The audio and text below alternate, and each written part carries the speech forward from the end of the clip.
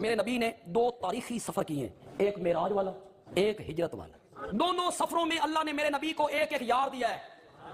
जब मेराज पे गए, हम सफर वो बना जो सामूरियों का सरदार है, और जब हिजरत के लिए गए, हम सफर वो बना जो सारी उम्मतों का सरदार है। अगली गलती तो समझ जानी चाहिए। वो हम सफर बना तो वो चलकर नबूवत के दरवाजे पे आया, और जब ये सफर बना तो खुद नबूवत चलकर इसके दरवाजे पे आई थी। दोनों हम सफरों में बड़ा फर्क है।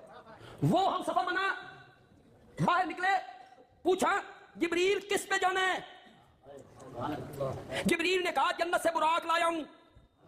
और जब ये हम सफर बना, मेरे आका ने पूछा अबू बकर किस पे जाना है? इसने कहा अबू बकर के कांधे हाजिर है। उसने बुराक पेश की, इसने पूरी नबूवत को कांधों पे उठा लिया। जरा पूरी दिल लफ्ज़ गौर करो यार, मैंने क्या लफ्ज़ बोली?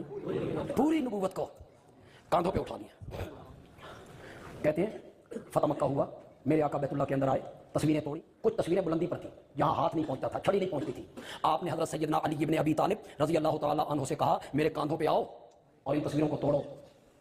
मैं दुनिया वालों को बताना चाहता हूं, अली बुतगर नहीं है, बुत शिकन है, तुम तोड़ो। या रसूल अल्लाह, मैं और कांधों पर? ना ना, आप मेरे कांधों पे आए। उम्र कितनी है? 29 साल, जवान, करियर जवानी, आप मेरे कांधे पे आए। मेरे आका ने फरमाया अली, नबूवत का बोझ तुझसे नहीं उठाया जाएगा।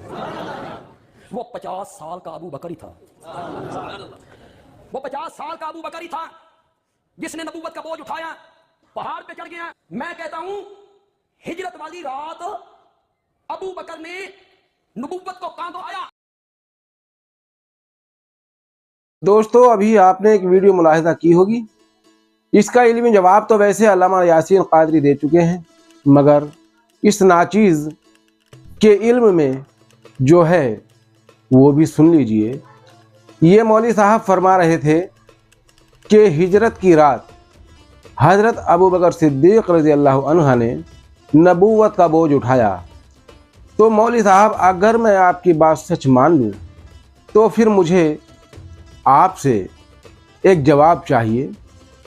अगर वाकई हज़रत अबू बकर सिद्दीक़ रज़ियल्लाहु अन्हा नबूवत का बोझ उठा सकते हैं और वही खलीफा बनने के लायक थे, वही नबी पाक सल्लल्लाहु अलैहि वसल्लम की विरासत संभालने के लायक थे, तो और भी तो बोझ थे, वो क्यों नहीं उठा सके? जंगे बदर में इनका क्या रोल था, ज़रा आप ये भी फरमा दीजिए। जंगे बदर में ये कहाँ थे जो सबसे पहला मार्का हुआ? उसके बाद जंगे ओहद ले लीजिए, जंगे खंदक ले लीजिए। जंगे खंदक में ये कहाँ थे? जंगे खंदक में जिस वक्त उस पहलवान ने ललकारा था कि ऐ मोहम्मद सल्लल्लाहु अलैहि वसल्लम, भेजो मेरे मुकाबले में किसको भेजते हो? क्या तुम्हारा? और उसने ये भी कहा था मौला अली को देख करके कि लगता है कि मोहम्मद के यानी फ़ौज में कोई मर्द ही नहीं है। तो दोस्तों, ये उस वक्त कहाँ थे? क्या उस वक्त इनके पास ताकत नहीं थी? जो नबूवत का बोझ उठा सकता है वो अम्र बिन अब्द के सामने क्यों खामोश थे? और नबी अकरम सल्लल्लाहु अलैहि वसल्लम बार बार कह रहे थे, फरमा रहे थे, कोई है जो इस कुत्ते के ज़बान में लगाम डाल सके? और वो बार बार कह रहा था कि ऐ मोहम्मद सल्लल्लाहु अलैहि वसल्लम, भेजो मेरे मुकाबले में किसको भेजते हो? और हुजूर पाक सल्लल्लाहु अलैहि वसल्लम जब देखते थे सहाबाओं की तरफ कि है कोई जो इसकी ज़बान बंद करे, सबकी नज़रें झुक जाती थीं। एक अकेले शख्स, वो मौला इमाम अली अलैहिस्सलाम ही थे, जो बार बार खड़े होते और कहते या रसूलल्लाह सल्लल्लाहु अलैहि वसल्लम, मैं। आप फरमा देते अली बैठ जाओ। जानते हो कौन है? वो अम्र बिन अब्द है, यानी कि वो बहुत बड़ा पहलवान है। तो दोस्तों, जो जिसके बारे में तुम दावा कर रहे हो कि नबूवत का बोझ सिर्फ वो 50 साल का बूढ़ा ही था, जिसने नबूवत का बोझ उठा लिया, ए अली तुम नबूवत का बोझ नहीं उठा सकते।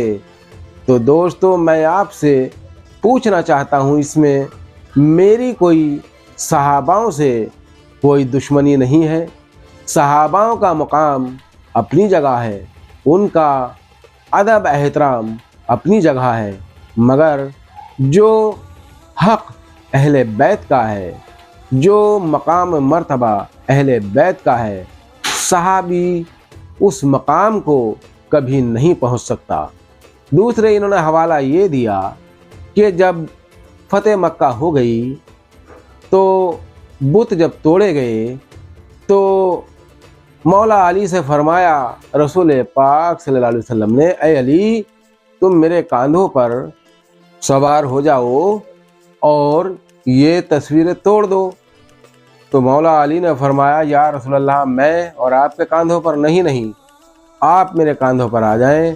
तो रसूल अकरम सल्लल्लाहु अलैहि वसल्लम ने क्या फरमाया कि तुम मेरी नबूवत का बोझ नहीं उठा सकोगे।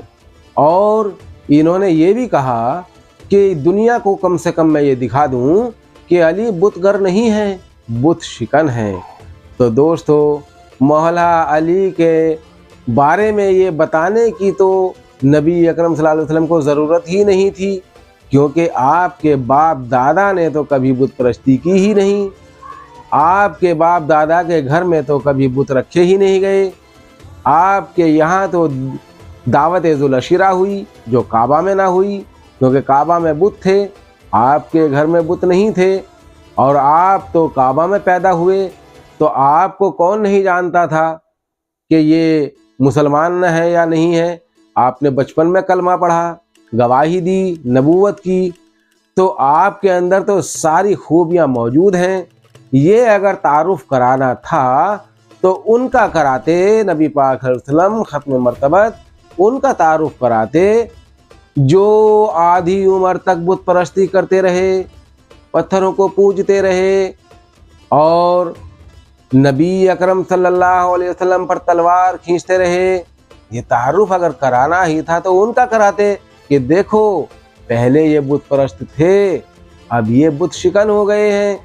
तो ये क्या बात हुई मौली साहब, ये मुनाफिकत नहीं तो और क्या है।